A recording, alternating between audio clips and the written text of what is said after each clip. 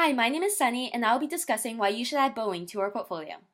Let's start with the market that Boeing is in. With high startup costs as a huge barrier to entry, Boeing is currently occupying an unofficial duopoly with Airbus in commercial jets in the US. And with the new 777X model coming out in 2020, a commercial plane even more fuel efficient than anything we have on the market today, Boeing's sales are already rising in anticipation. Further boosting sales is China's ever-growing demand for Boeing's commercial planes.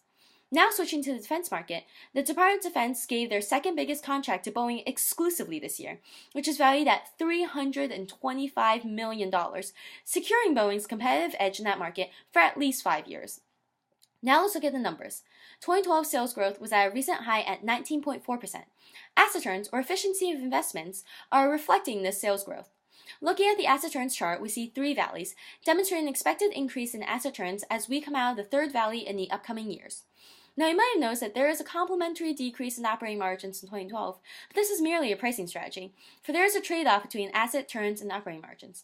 By choosing to focus on asset turns, we can expect rapid growth in economies of scale as Boeing's strategy. So what does this mean for the economic returns of the company?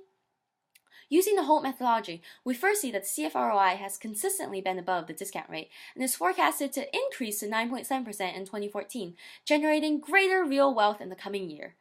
Looking at the asset growth chart, there's a forecasted drop to 3.01% in the coming 5 years, but keep in mind that asset turns are increasing, validating the forecast that there will be an increase in CFROI and dismissing concerns about decreases in asset growth, for asset efficiency can make up for decrease in gross investment. To further appease concerns, total shareholder return is at an astounding 162.04% relative to the S&P 500 index return. But beyond numbers, one of Boeing's best qualities is its resilience. I mean, look at the peak in sales growth in 2012. This actually happened even in spite of the issues Boeing had with the batteries of the 787 model that year.